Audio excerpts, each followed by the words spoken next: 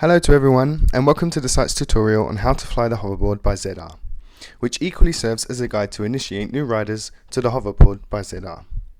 Before we start, be sure to have read the user manual which is delivered with the hoverboard, and be sure to choose a body of water free of obstacles and waves if possible. Begin by laying flat on the hoverboard and performing a series of left and right turns.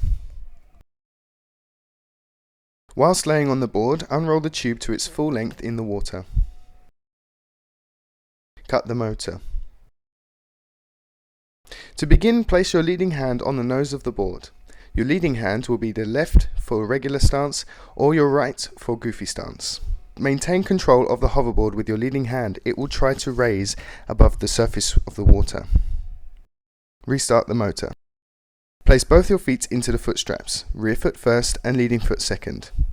Place all of your body weight onto your leading foot and bend your front leg and lean your knee towards the center of the sticker placed at the nose of the board. Looking directly ahead, maintain your balance and try to exit the water. You can release your leading hand once the board has exited the water. Try and keep your body and position relaxed. Try to perform a series of left and right turns. Lean on your toes to turn right, lean on your heels to turn left. Be sure to keep your center of gravity above the board. To climb in height, lift your leading leg until your desired height is achieved or increase the gas. To stabilize the board, apply body weight to the leading leg. To descend the board, push hard with your leading leg or release the gas.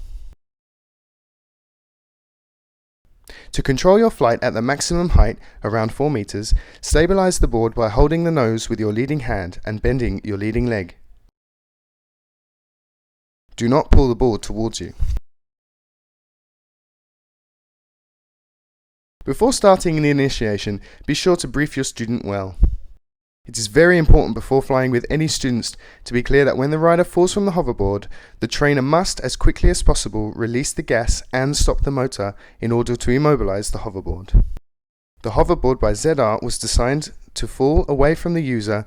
To repeat, it is very important for the trainer to stop the motor so as to avoid the hoverboard from resurfacing at speed, as shown in this example. Before restarting, verify that the rider has both hands firmly on the nose of the board. Never climb above 3 meters on yours or your student's first initiation. To initiate a first-time rider, follow the steps covered before. To begin, lay flat on the hoverboard and perform a series of left and right turns.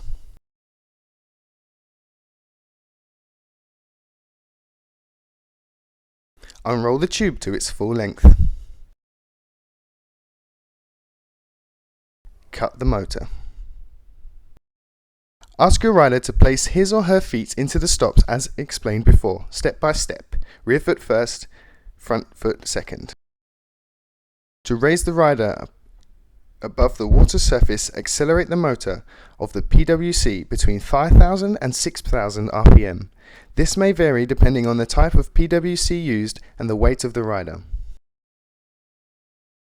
Sustain a height approximately 10 centimeters above the water surface for the rider.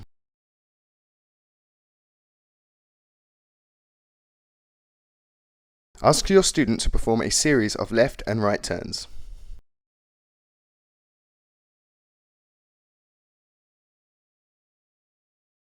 Next, perform a series of ascents and descents by accelerating and decelerating the motor.